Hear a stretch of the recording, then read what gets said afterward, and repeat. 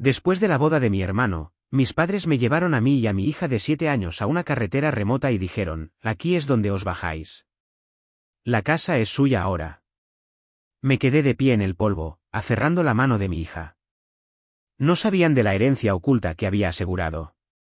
Soy Michael Whitmore, tengo 35 años, y mis propios padres nos echaron a mí y a mi hija de 7 años de nuestra casa el día después de la boda de mi hermano. Antes de contaros cómo encontré justicia de la manera más inesperada, decidme desde dónde estáis viendo esto en los comentarios. El motor del sedán de mi padre era un zumbido bajo en la tranquilidad de la noche, el único sonido además del crujido de los neumáticos sobre la grava del arcén. Se detuvo, el coche hundiéndose ligeramente en la tierra blanda.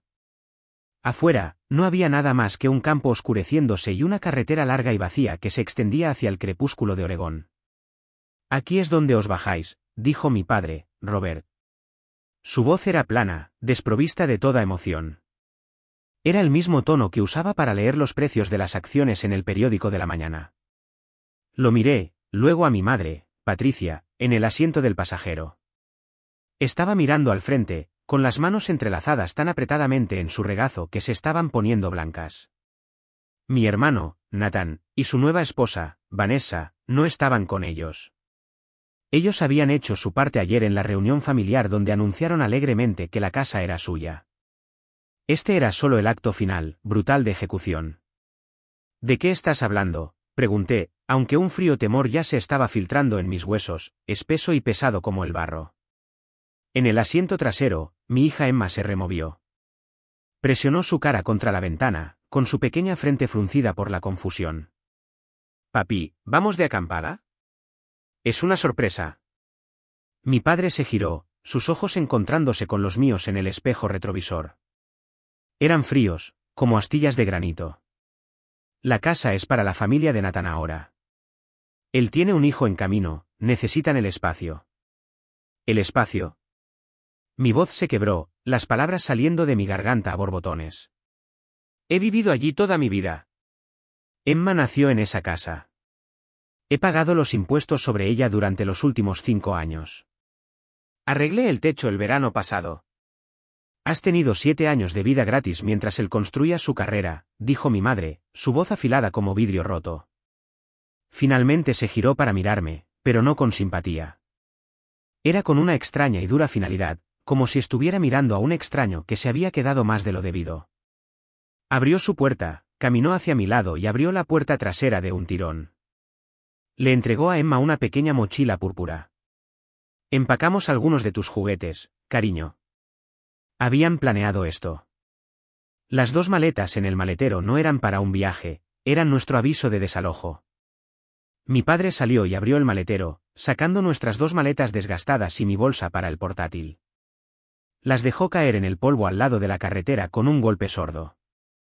Estaba congelado, paralizado por una mezcla de sorpresa e incredulidad.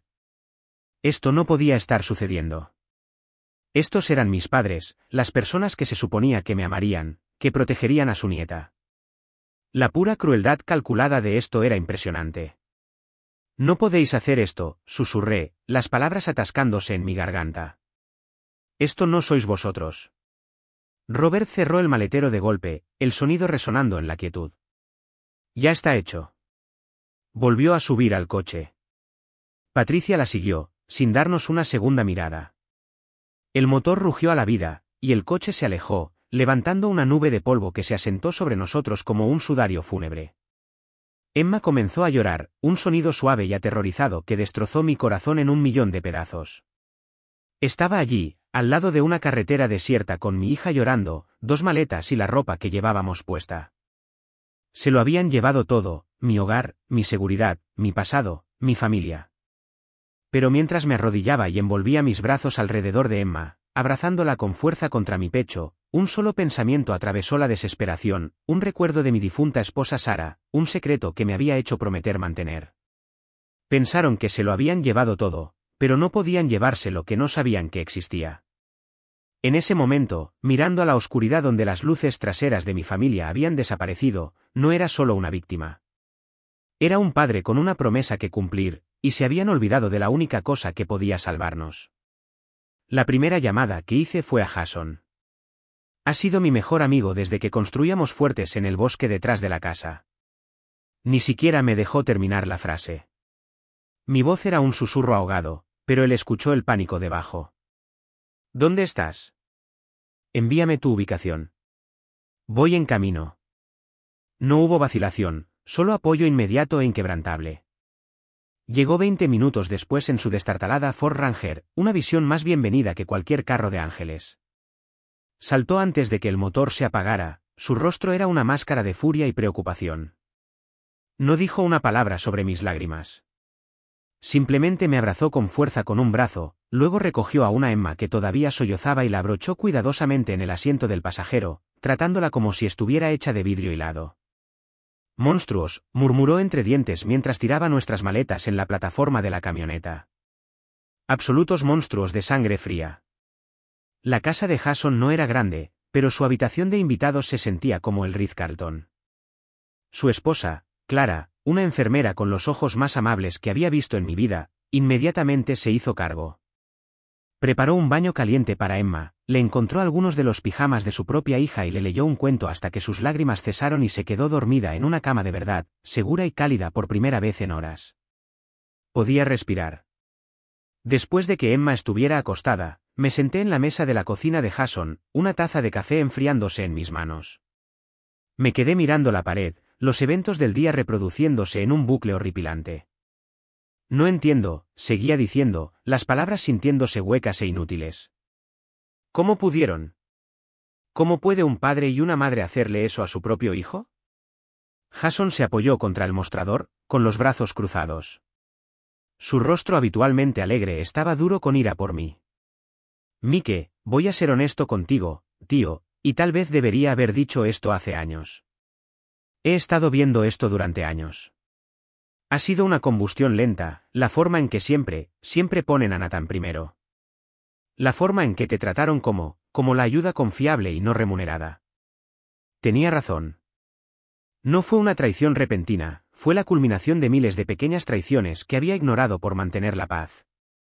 Esa noche, tratando de encontrar una posición cómoda en un sofá cama abultado, el pasado regresó inundando, no como recuerdos cálidos sino como evidencia fría y dura en un caso que se había estado construyendo contra ellos toda mi vida. Recordé un sábado hace 2 años. Una feroz tormenta había arrancado toda una sección de tejas del techo de la vieja casa victoriana. Mi padre me había llamado en completo pánico. «Tienes que venir aquí, Michael, ahora mismo. La lluvia está entrando en el ático». Cancelé mis planes, conduje hasta allí y pasé todo mi fin de semana subido a ese techo empinado y traicionero, reemplazando tejas bajo un sol abrasador, mis músculos gritando en protesta. Cuando finalmente bajé, exhausto y cubierto de alquitrán, vi a mis padres a través de la ventana de la sala de estar. Estaban en una videollamada, riendo y levantando copas de vino. Escuché la voz resonante de mi padre claramente a través del cristal. «Sí, Nathan acaba de cerrar otro gran negocio. Una verdadera estrella, ¿ese? Consiguió un nuevo cliente que vale millones. Estamos muy orgullosos». Ni siquiera me ofrecieron un vaso de agua. Mi madre simplemente abrió la puerta trasera y dijo: «Asegúrate de limpiar todos esos escombros en el jardín antes de que te vayas, Michael. No quiero que mate mis rosas». En ese momento lo dejé pasar. Así es como son. Ahora lo vi por lo que era, yo era el manitas, Nathan era el príncipe. Mi capital en sudor era su expectativa, su éxito financiero era su orgullo. A la mañana siguiente, mientras intentaba arreglar un grifo que goteaba en el baño de invitados de Jason, necesitando hacer algo, cualquier cosa, con mis manos, el recuerdo me golpeó tan fuerte que tuve que sentarme en el borde de la bañera. El constante goteo, goteo, goteo era como una cuenta regresiva a otro recuerdo, otra afrenta calculada. Fue el 5º cumpleaños de Emma. Había ahorrado durante meses para comprarle la hermosa casa de muñecas de varios pisos con la que había estado soñando. Estaba tan emocionado de ver su cara. Mis padres llegaron tarde, entrando con un aire casual. Le entregaron un regalo pequeño, envuelto descuidadamente. Era un libro para colorear y un paquete de crayones, del tipo que se consiguen en la tienda de $1. 1 hora más tarde, mi madre estaba hablando por teléfono con mi tía, su voz rebosante de entusiasmo. «Oh, no lo vas a creer. Robert y yo acabamos de dar el pago inicial de un nuevo coche deportivo para el cumpleaños de Nathan. Trabaja tan duro, ¿se merece algo? Emma había estado jugando felizmente con su libro para colorear, ajena a la disparidad, pero yo no vi el desequilibrio masivo, la crueldad casual e irreflexiva de ello. Su amor por ellos era puro e incondicional, pero su amor por nosotros claramente no lo era. Incluso recordé la Navidad del año pasado. Les había regalado a mis padres una hermosa foto enmarcada de Emma, pensando que les encantaría.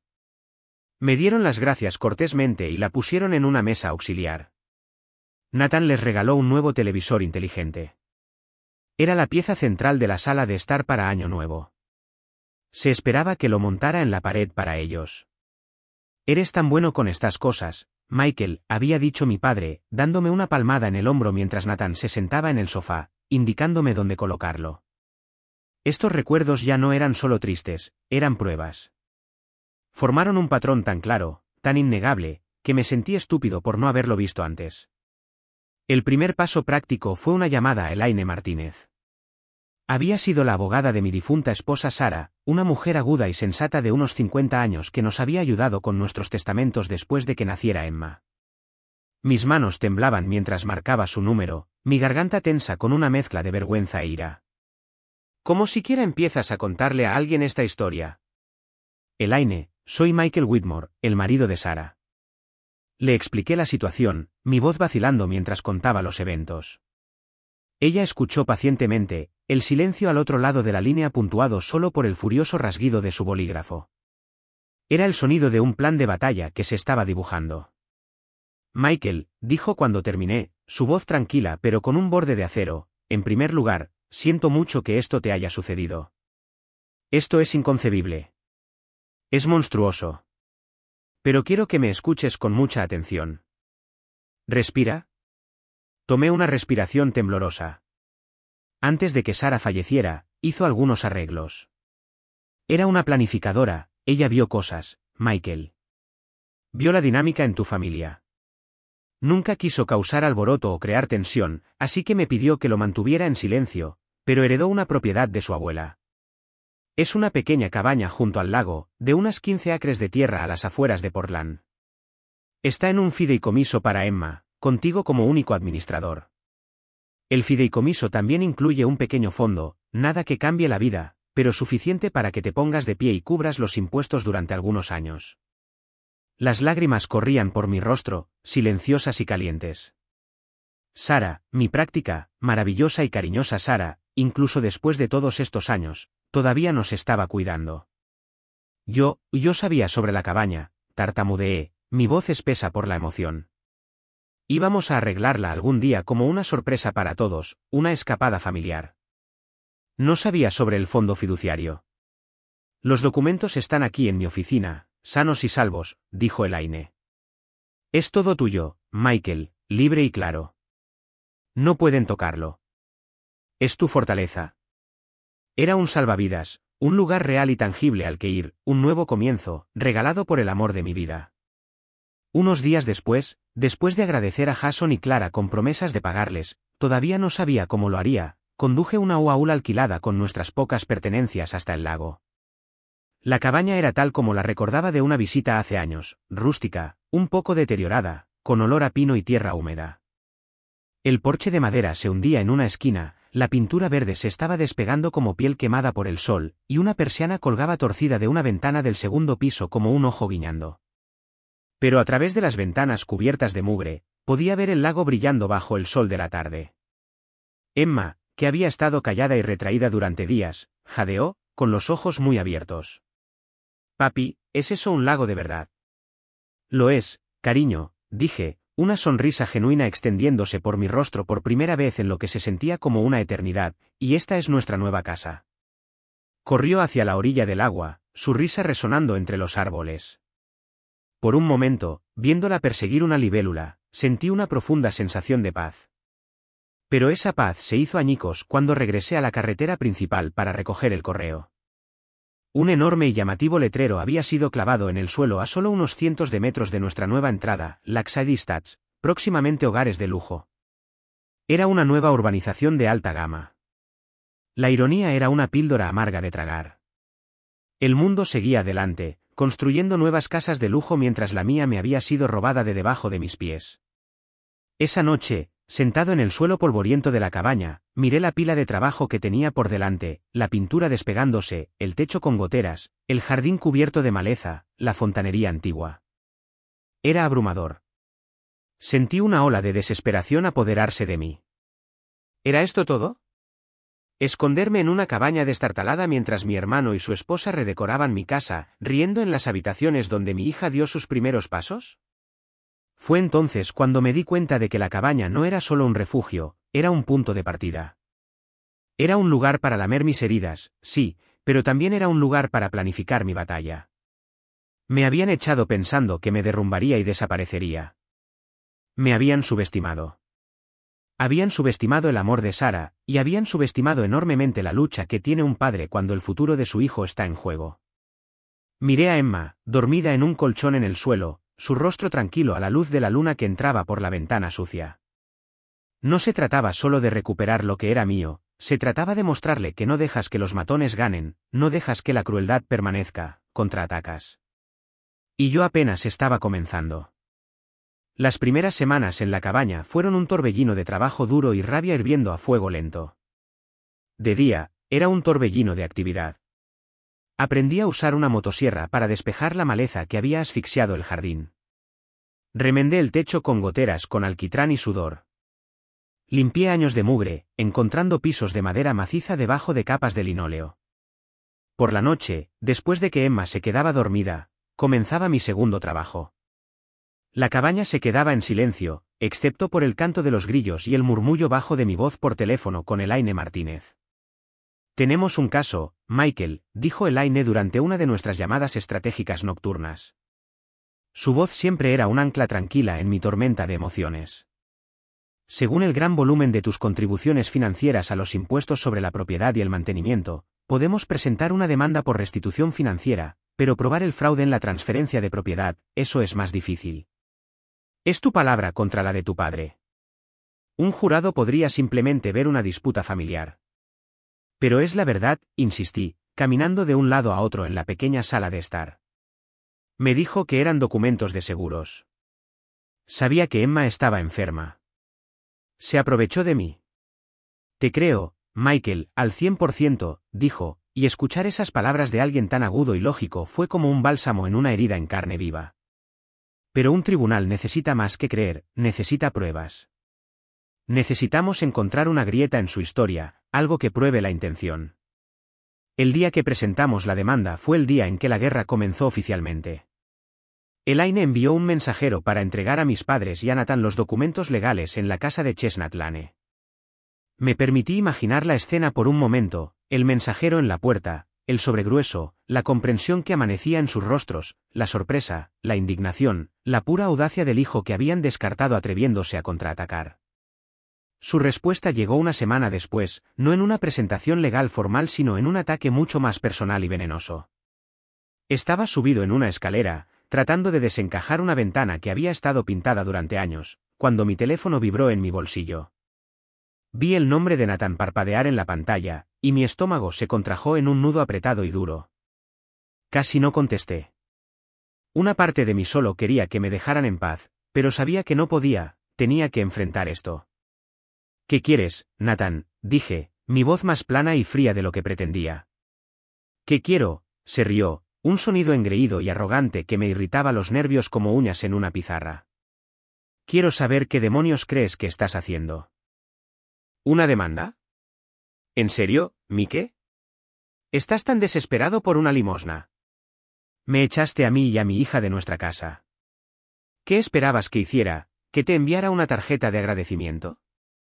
Esperaba que fueras un hombre y siguieras con tu vida. Eso es lo que hace la gente normal. En cambio, estás corriendo a algún abogado carroñero, tratando de sacarle dinero a mamá y papá. Es patético, de verdad». «No estoy tratando de sacarle dinero a nadie», respondí, mi agarre apretando el teléfono tan fuerte que el plástico crujió.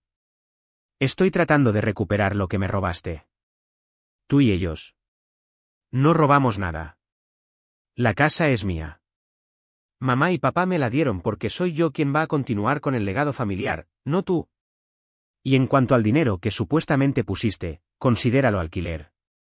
Tuviste un trato bastante bueno durante 7 años, viviendo prácticamente gratis mientras yo estaba en el mundo real, construyendo una carrera. Cada palabra era una puñalada calculada, diseñada para humillarme, para reforzar la narrativa que se habían contado a sí mismos durante años: Nathan, el éxito; Michael, el caso de caridad. Y luego dio el golpe final, el destinado a destrozar cualquier esperanza persistente que tuviera. Mira, Vanessa y yo vamos a dar una fiesta de inauguración este fin de semana, una grande. Todos nuestros amigos, todos sus amigos. Estamos celebrando nuestra nueva casa, nuestra nueva vida, la vida que podrías haber tenido si no fueras un maldito fracaso. No te preocupes, no te enviaremos una invitación. Colgó. Me quedé de pie en esa escalera, temblando con una rabia tan pura que se sentía al rojo vivo. ¿Un fracaso? Había criado a mi hija solo desde que mi esposa murió al dar a luz. Había tenido un trabajo estable, trabajando de forma remota mucho antes de que estuviera de moda. Había mantenido su casa, vertido mi sudor y mis ahorros en ella. ¿Y esta era mi recompensa? ¿Ser llamado un fracaso por mi hermano mimado y con derecho? El recuerdo de la firma de esos papeles volvió a mí entonces con una claridad cristalina horripilante. No fue un día tranquilo y normal, fue una pesadilla.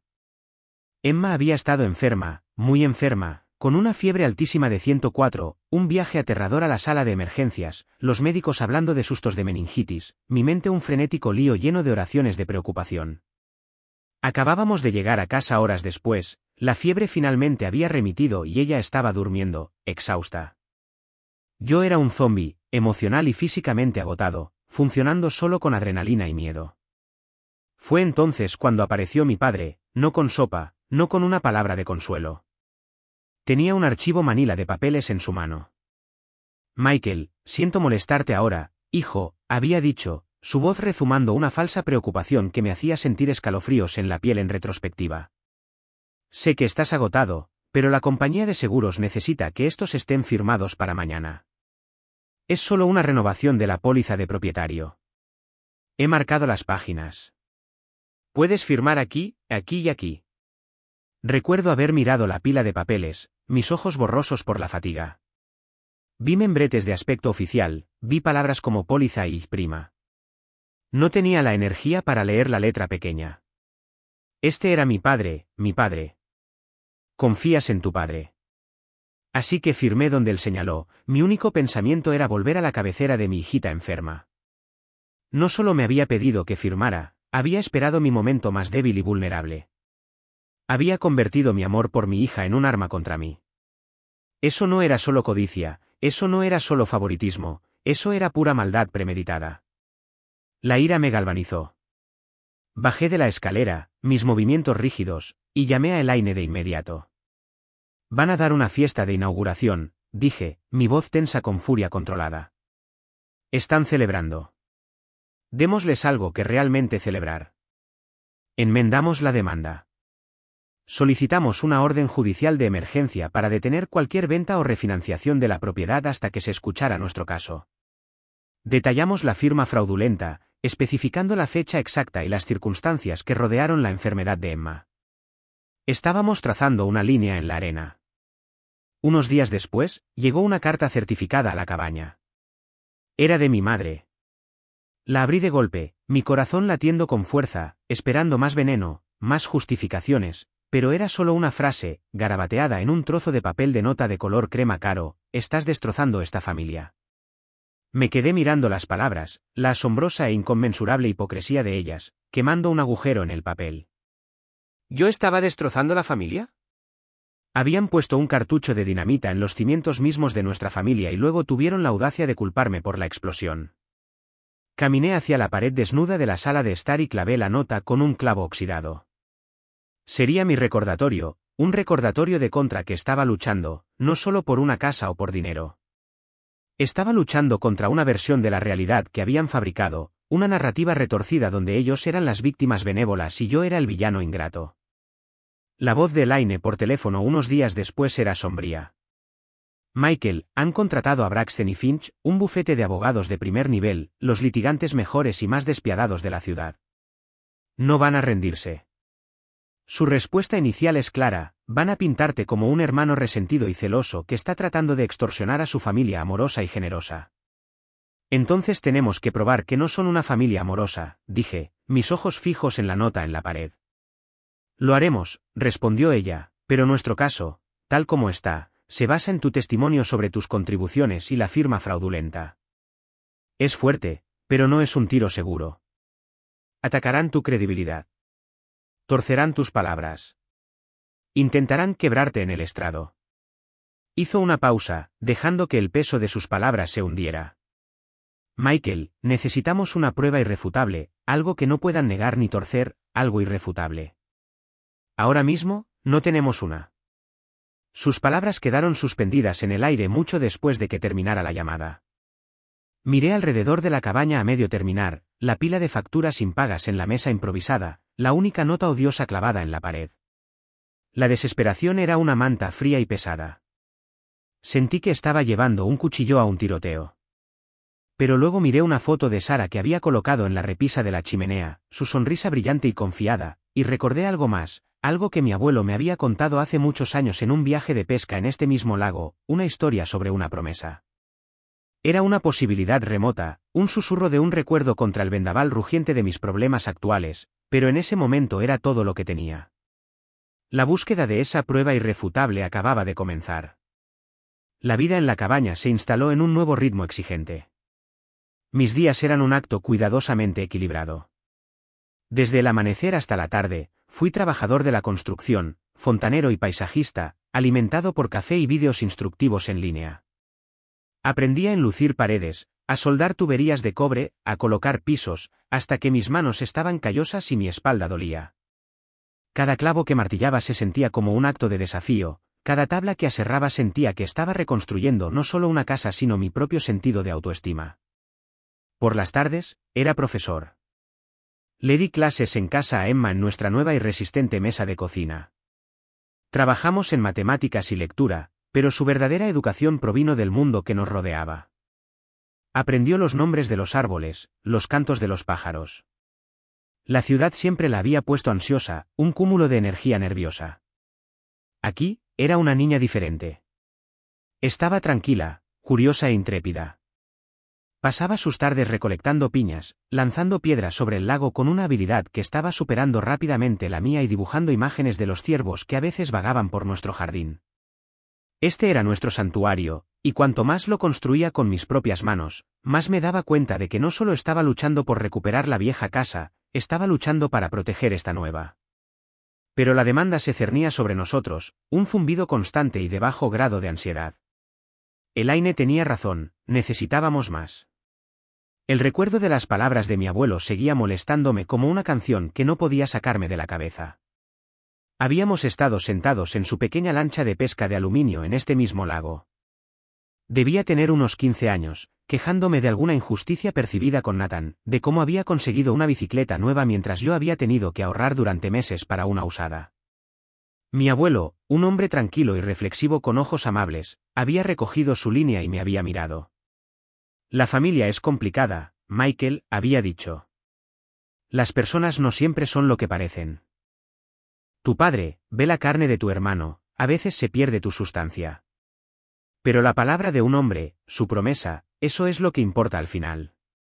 Y me he asegurado de que siempre tengas una parte de esta familia, una parte sólida, algo que nadie pueda quitarte. Lo puse por escrito. En ese momento, pensé que solo estaba siendo filosófico, ofreciendo un poco de sabiduría de abuelo. Ahora, sus palabras se sentían como un mapa, una pista oculta en una historia que apenas estaba comenzando a entender. Una tarde, mientras limpiaba un armario polvoriento, encontré una vieja caja de aparejos oxidada. Dentro, entre los gusanos secos y las líneas enredadas, estaba uno de los señuelos de pesca favoritos de mi abuelo, una simple cuchara plateada. Sosteniéndola en mi mano, el recuerdo de ese día en el lago regresó inundando, no como un vago recuerdo sino con una claridad vívida y urgente. Lo puse por escrito. Llamé a Elaine de inmediato. Mi abuelo, dije, tratando de mantener mi voz firme, me dijo una vez que había puesto algo por escrito para asegurarse de que me cuidaran. ¿Podría haberse referido a un testamento diferente? Es posible, dijo Elaine, su curiosidad profesional al instante en su punto máximo. ¿Cuándo falleció? Hace unos 10 años, justo después de que me gradué de la universidad. ¿Y tu padre fue el albacea de su patrimonio? Sí. Un silencio significativo al otro lado de la línea. Michael, si tu abuelo tenía un testamento o un codicilo que te nombraba como beneficiario y tu padre como albacea nunca lo reveló, eso no es solo fraude, es un delito grave. Comenzó la cacería. Comenzamos con registros públicos. El único testamento archivado era uno estándar, fechado años antes de su muerte, dejando todo a mi padre. No hubo mención de Jonathan específicamente. Parecía un callejón sin salida. No lo habrían archivado si estuvieran tratando de ocultarlo, razonó Elaine. Si existe, fue suprimido. Necesitamos pensar fuera de la caja. Fue entonces cuando pensé en la señora Gabel. Eleanor Gabel. Había vivido al lado de mi familia durante más de 50 años. Era una mujer dulce y astuta de unos 80 años que nos había visto crecer a mí y a Nathan. Siempre había sido amable conmigo, a menudo deslizándome una galleta recién horneada cuando mi madre no estaba mirando, dándome un guiño conspiratorio. Conduje a la ciudad al día siguiente y llamé a su familiar Puerta Verde. La abrió, su rostro mostrando una amplia y genuina sonrisa. Michael. Dios mío, hijo. Estaba tan preocupada. Tu madre les dijo a todos que habías aceptado una oferta de trabajo repentina fuera del estado y te habías ido a toda prisa. La mentira casual y calculada dolió, pero la reprimí. Me senté en su acogedora sala de estar, rodeado de fotos de generaciones de familias felices, y le conté todo. Ella escuchó, su taza de té traqueteando en su platillo, su expresión cambiando de confusión a horror y luego a una resolución acerada. Esa mujer, dijo, sacudiendo la cabeza, refiriéndose a mi madre. Siempre supe que había una vena fría en ella. Toda imagen, esa. Y Robert, que Dios lo bendiga, dejándola que lo lleve de la nariz. Y la forma en que malcriaron a ese chico, Nathan. Podrido. Confirmó todo lo que le había contado a Elaine sobre mí haciendo el trabajo en el jardín, las reparaciones, sobre lo dedicado que era a Emma. Tu padre apenas sabía qué extremo de un martillo sostener, se burló. Mantuviste esa casa en pie, Michael. Tu abuelo vio eso. Lo vio todo. Luego le hice la pregunta crucial. Señora Gabel, ¿recuerda algo sobre el testamento de mi abuelo? Ella hizo una pausa, sus ojos mirando a la distancia, buscando entre décadas de recuerdos. Tu abuelo, era un hombre tan bueno, un hombre justo. Se preocupaba por ti, ¿sabes? Vio cómo eran las cosas con tus padres y Nathan. Me dijo, aquí mismo en esta sala de estar, no un mes antes de fallecer, dijo, ¿he hecho las cosas bien, Eleanor? Me he asegurado de que Michael obtenga su parte para que no esté a merced de los caprichos de su madre. Mi abogado lo tiene todo anotado, sólido como un roble. Mi corazón saltó a mi garganta. ¿Su abogado? ¿Recuerda quién era? Ella se tocó la sien. Oh, querido, era esa firma en el centro, la que tu padre solía trabajar como asistente legal hace años y años, antes de que se dedicara a las ventas, tenía ese nombre elegante. Crestwood algo. Crestwood y Asociados. Fue la clave, la pieza faltante, la conexión que hizo que todo encajara en su lugar con un golpe repugnante. Mi padre había trabajado para el mismo bufete de abogados que redactó el testamento de su propio padre. Habría sabido exactamente con quién hablar, qué buscar y cómo hacer que desapareciera. Le di las gracias a la señora Gabel, mi voz espesa por la emoción, y llamé a Elaine desde el coche, mis manos temblando tanto que apenas podía sostener el teléfono. Lo tengo, dije, mi voz eléctrica de emoción. Crestwood y Asociados. Elaine se puso seria. Bien, Michael, esto es enorme. Si se redactó un testamento allí, están legalmente obligados a conservar una copia archivada durante un cierto número de años, incluso si fue reemplazado o declarado perdido. Una firma ética nunca lo destruiría, y si tu padre usó su antigua posición allí para acceder y ocultarlo, los tenemos. Tenemos nuestra prueba irrefutable. El viaje de regreso a la cabaña fue diferente. El peso sobre mis hombros se sintió más ligero. La lucha ya no era una revuelta desesperada, era una misión dirigida. No solo era el hijo agraviado, era el nieto a punto de cumplir el último deseo de su abuelo. No solo me habían traicionado a su propio padre, y estaba a punto de exponerlo todo. El día de la audiencia llegó, envuelto en un cielo gris y lloviznoso que coincidía perfectamente con mi estado de ánimo. La sala del tribunal era un espacio imponente y cavernoso, todo de madera oscura y techos altos, con olor a papel viejo, cera para pisos y ansiedad pura. Me senté junto a Elaine en nuestra mesa, mis manos entrelazadas con tanta fuerza que mis nudillos estaban blancos. Llevaba puesto mi único traje, que me sentía apretado y ajeno.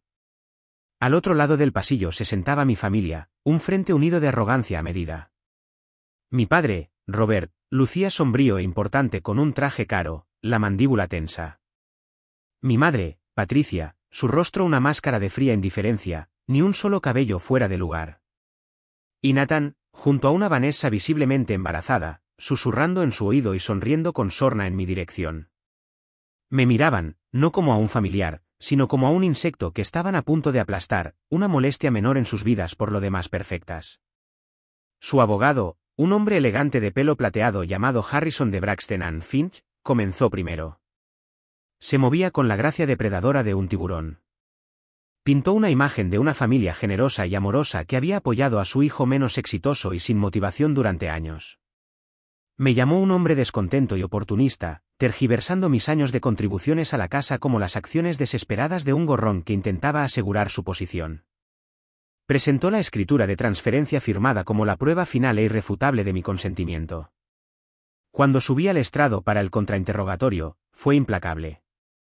Señor Whitmore, comenzó Harrison, dándome vueltas como a una presa, usted es desarrollador de software, ¿verdad? Un hombre que se ocupa de información compleja para ganarse la vida.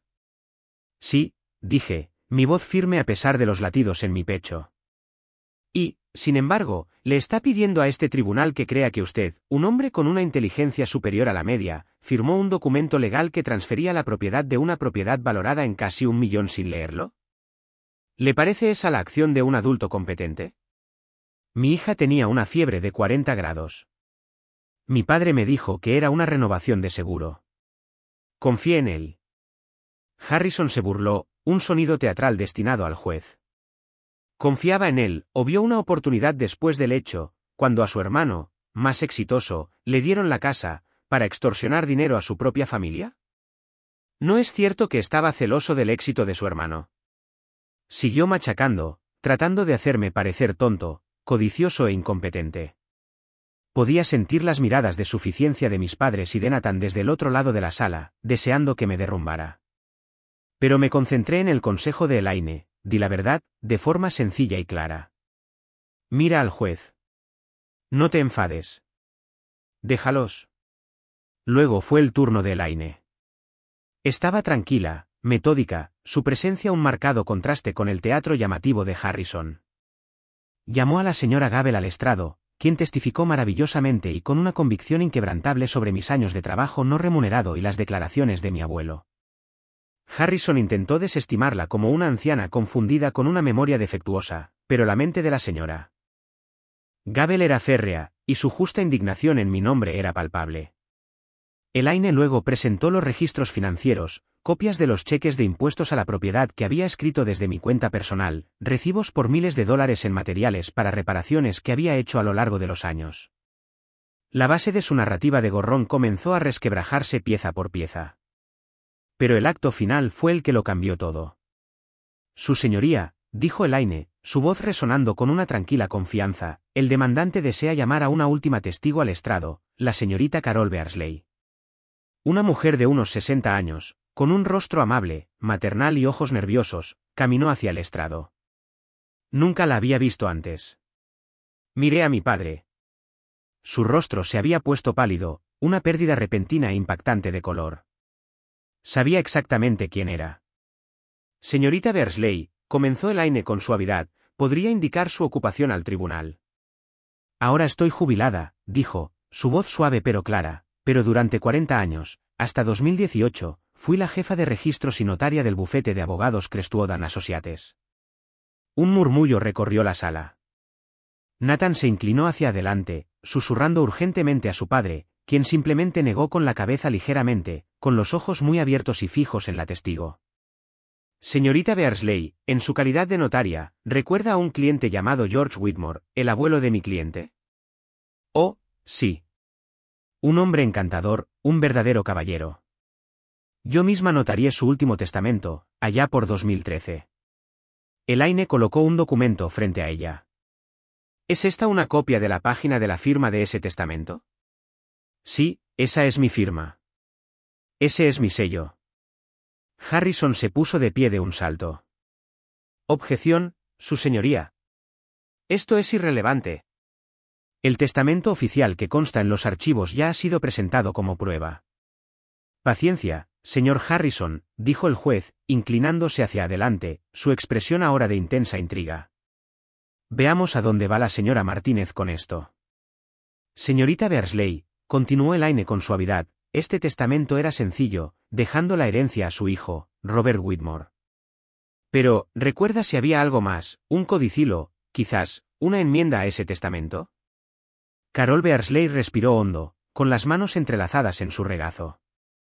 Sí, había un codicilo. El señor Whitmore fue muy específico al respecto.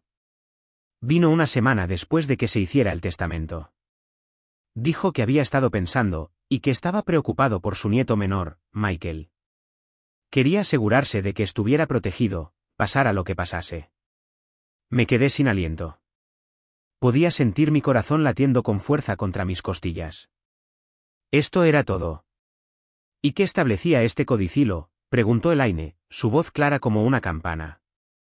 Establecía, dijo la señorita Beardsley, mirando directamente al juez, que en caso de venta o transferencia de la casa familiar en 1212 Chestnut Lane, el 30% del valor tasado de la propiedad se pagaría directamente a su nieto, Michael Grace Whitmore. La sala estaba en un silencio absoluto, profundo. Se podría haber oído caer un alfiler. El aire crepitaba de tensión. ¿Y qué pasó con este codicilo, señorita Beardsley? Ella miró sus manos, un atisbo de vieja vergüenza en sus ojos. Unos días después del funeral del señor George Whitmore, su hijo, Robert, vino a la oficina.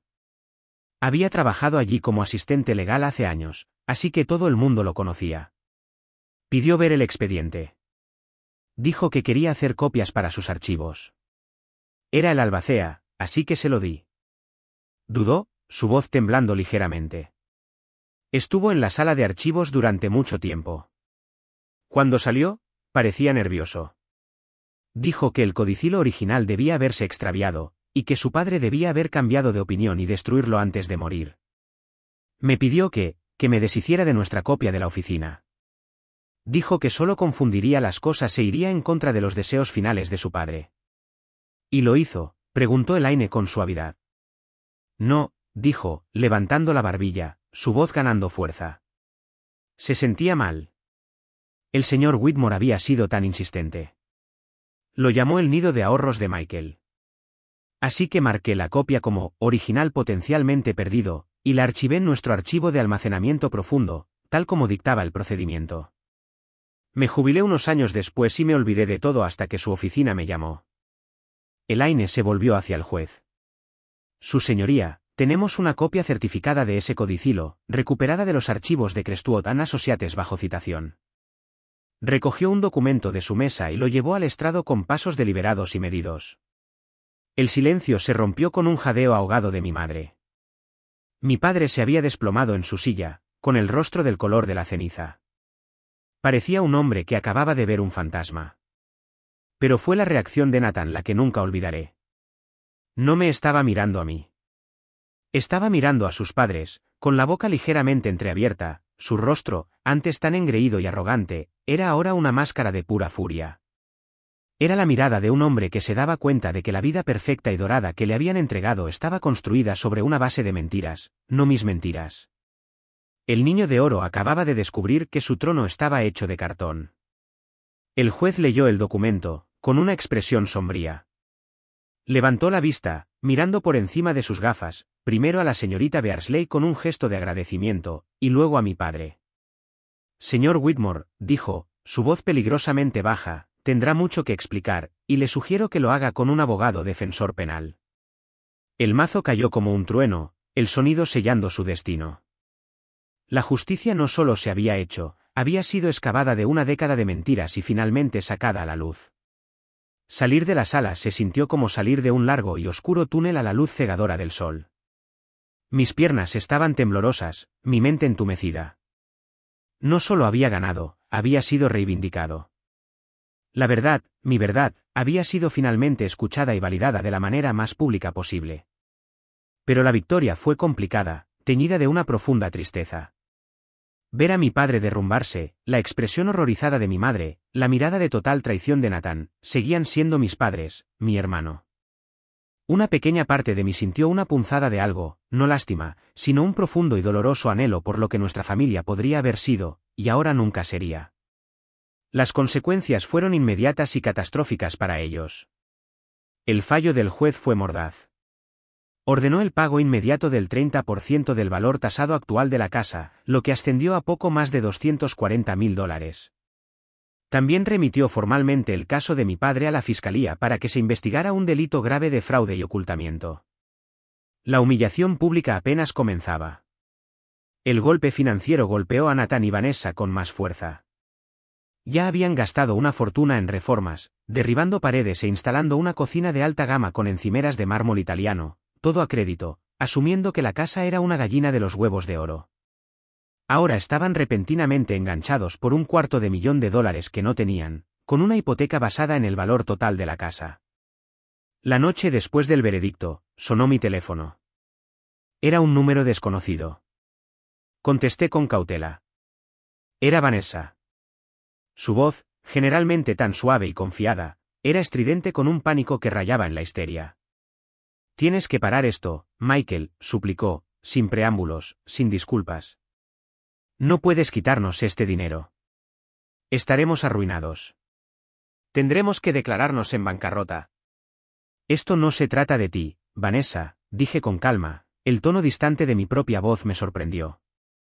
Esto se trata de lo que me robaron. Esto se trata de honrar los deseos de mi abuelo. Tu abuelo está muerto, gritó. Esto se trata de ahora. Nathan y yo, vamos a tener un bebé. No tienes ninguna compasión. La hipocresía era tan asombrosa que era casi divertida. Compasión, repetí la palabra, saboreándola como ácido.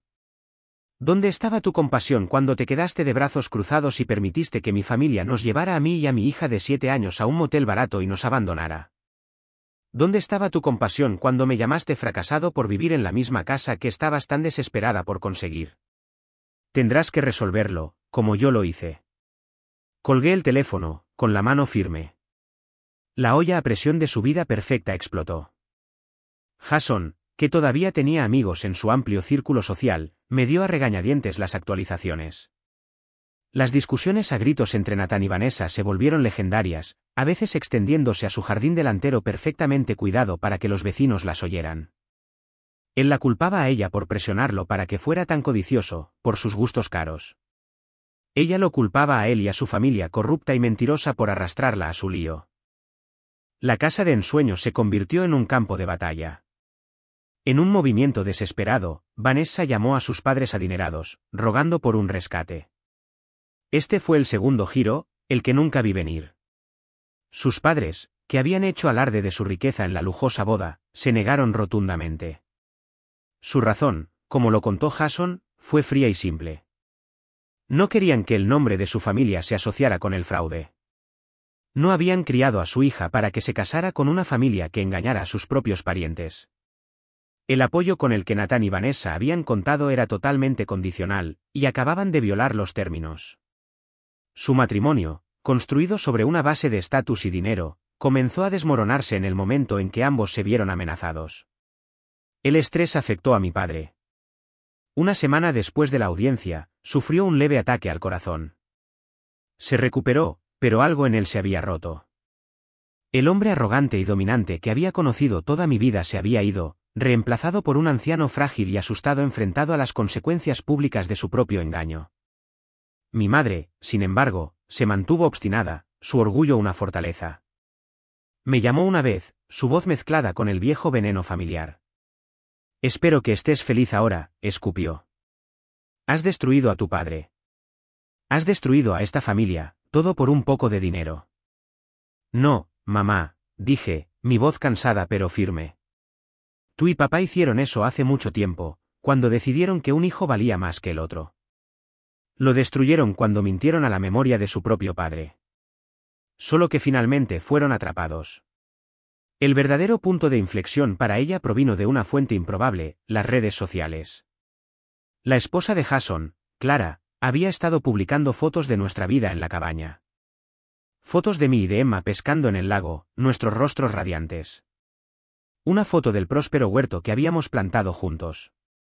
Una foto de Emma sosteniendo con orgullo una pintura que había hecho en nuestra nueva y soleada sala de estar. Eran fotos sencillas, felices, instantáneas de una vida que se estaba reconstruyendo. Para mi madre, eran dagas. Vio a su nieta feliz y próspera en una vida de la que se había borrado por completo. Vio los cumpleaños que se perdería, las obras escolares que nunca vería, los momentos diarios de alegría que había cambiado por una casa y su orgullo. La constatación de que tal vez nunca vería crecer a Emma, de que había elegido ladrillos y mortero en lugar de su propia carne y sangre, comenzó a carcomerla. La casa en Chestnut Lane, el símbolo de su victoria, se convirtió en su prisión. Agobiados por las deudas y los honorarios legales, Nathan y Vanessa se vieron obligados a ponerla en el mercado. Pero con la demanda ahora un asunto de dominio público y el mercado habiéndose enfriado ligeramente, no pudieron obtener el precio que querían. La casa de ensueño era ahora un lastre alrededor de sus cuellos. Finalmente se la vendieron a un promotor con una gran pérdida, quien, en la última amarga ironía, la derribó un mes después para construir 2 dúplex modernos. El legado por el que habían engañado se redujo a un montón de escombros. Las semillas que habían sembrado habían crecido hasta convertirse en una amarga cosecha. Pasó un año. Fue un año de profundos cambios para ellos, y para mí. Mientras su mundo se contraía bajo el peso de la deuda y la vergüenza, el mío se expandía de maneras que nunca hubiera imaginado. El dinero del acuerdo llegó a mi cuenta bancaria, un número con muchos ceros. Pero para entonces, se sentía casi como una ocurrencia tardía. Era un símbolo de mi victoria, una validación de mi lucha, sí, pero mi verdadero éxito se estaba construyendo cada día aquí mismo, en el lago, con mis propias manos y mi propia mente. Durante esos largos meses de reconstrucción de la cabaña y lucha contra la demanda, tuve una idea nacida de la pura necesidad. Estaba luchando por hacer malabarismos con mi trabajo de programación remota, la educación en casa de Emma y la interminable lista de reparaciones codificadas por colores para la cabaña. Necesitaba una herramienta visual sencilla para organizar mis proyectos, mi tiempo y mi vida. Las aplicaciones existentes eran demasiado complejas, creadas para equipos corporativos. Así que en las horas de silencio después de que Emma se fuera a la cama, impulsado por el café y una necesidad imperiosa de crear orden a partir de mi caos personal, lo construí yo mismo. Era una aplicación sencilla e intuitiva de gestión de proyectos diseñada específicamente para autónomos, emprendedores en solitario y padres solteros como yo. Tenía una interfaz limpia y características que ayudaban a gestionar la caótica mezcla de trabajo y vida. Por capricho, y con un empujón de Jason, lancé una versión beta gratuita en línea, publicando mi historia en algunos foros para padres solteros y desarrolladores. Despegó. La gente respondió a su sencillez y a su historia, mi historia. Entendieron la necesidad de una herramienta que no se tratara de la sinergia corporativa, sino de la supervivencia y la recuperación del control. Era un emprendedor accidental. En ese año, mi pequeña aplicación, a la que llamé Lifeboat, bote salvavidas, había ganado miles de usuarios de pago. El nombre parecía apropiado. Había sido mi bote salvavidas, y ahora estaba ayudando a otros. El primer gran cheque de la tienda de aplicaciones se sintió más real que el dinero del acuerdo. Esto era mío. Yo lo había creado. Contraté a mi primer empleado, Jason, que estaba cansado de su trabajo corporativo sin alma y aprovechó la oportunidad de construir algo conmigo. Fundamos oficialmente nuestra propia pequeña empresa de software, Lifeboat Solutions. Podía trabajar desde casa, fijar mi propio horario y nunca perderme un proyecto escolar o la oportunidad de ir a pescar con Emma. Mi éxito no fue una suerte de que se estuviera construyendo un nuevo campus tecnológico cerca. Era algo que había forjado yo mismo, por mi propia necesidad y trabajo duro. La cabaña se transformó. Lo que antes era una concha polvorienta y descuidada era ahora un hogar cálido y hermoso. Había añadido una gran terraza que daba al lago, donde cenábamos casi todas las noches. Teníamos un próspero huerto que producía más calabacín del que podíamos comer, y un columpio entero colgado de un enorme roble viejo que era el lugar favorito de Emma en el mundo. La casa era más pequeña que la de Chestnut Lane, pero era infinitamente más grande en todos los sentidos que importaban. Era nuestra, construida no sobre mentiras o herencias, sino sobre amor, resiliencia y mucho sudor. Entonces, una tarde soleada de sábado a finales de verano, un coche que no reconocí entró en nuestro largo camino de grava. Una mujer salió. Era mi madre. Parecía más vieja, más pequeña y más frágil de lo que recordaba. La dura y desafiante ira en sus ojos había desaparecido, reemplazada por una profunda y cansada tristeza. Se quedó de pie al borde del patio, junto al jardín, sin atreverse a acercarse más. Michael, dijo, su voz apenas un susurro. La casa, la vendieron con pérdidas. Yo simplemente asentí, sin decir nada, esperando. Veo las fotos, continuó, su voz quebrándose, que Clara publica en línea de Emma. Se ve tan feliz, tan grande.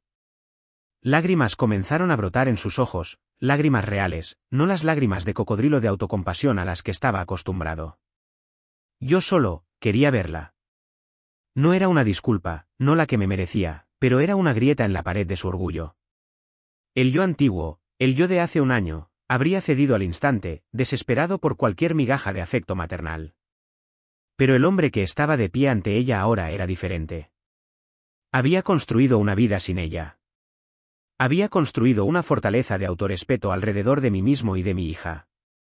No voy a dejar que la lastimes de nuevo, mamá, dije, mi voz tranquila pero firme, ni a mí. Lo sé, susurró, mirando al suelo. No lo haría. Solo echo de menos a mi nieta. Pensé durante un largo momento, mirando desde la figura rota de mi madre a mi hija, que estaba leyendo felizmente en el columpio de neumáticos, ajena. El perdón no era un interruptor que se pudiera accionar, pero Emma merecía tener una abuela, si esa abuela podía aprender a serlo sin causar daño. ¿Puedes verla?, dije finalmente. Aquí, durante una hora, mientras yo esté aquí. Establecí los límites. Las visitas serían supervisadas, en mi territorio, en mis términos. Fue el comienzo de un proceso largo, lento e incómodo. Unas semanas después, mi padre vino con ella. Me miró a los ojos, su propia mirada llorosa y llena de una vergüenza que nunca pensé que vería. Lo siento, Michael, dijo, las palabras pesadas y vacilantes, por todo. Fui un tonto orgulloso y egoísta. Fue un comienzo. La herida era demasiado profunda para sanar por completo, pero tal vez, con el tiempo, podría formarse una cicatriz. En cuanto a Nathan y Vanessa, su historia tuvo un final diferente. Después de vender la casa, se separaron. La tensión financiera, la humillación pública, la fea verdad de la base de su familia, todo había sido demasiado. La pareja perfecta, construida para el espectáculo, no pudo sobrevivir a una crisis real. La última vez que supe, Nathan se había mudado a otro estado, tratando de empezar de nuevo, lejos de los escombros que había ayudado a crear. Aprendí que a veces lo mejor que te puede pasar es que tu vida se derrumbe por completo, porque te obliga a recoger los pedazos y construir algo más fuerte, algo mejor, algo que sea verdaderamente, auténticamente tuyo. Esta noche, mientras el sol se pone sobre el lago, pintando el agua en tonos de naranja y rosa, estoy sentado en la terraza que construí con mis propias manos. Emma está en el columpio de neumáticos, su risa se lleva con la brisa mientras intenta subir más y más alto. Empújame, papi. A la luna. Sonrío y le doy al neumático un suave empujón. En mi bolsillo, mi teléfono vibra. Hay una notificación de mi banco. El último pago del acuerdo de mis padres se ha liquidado. Los $240.000 están en mi cuenta. Hace un año, ese número habría sido todo mi mundo, la suma total de mi reivindicación.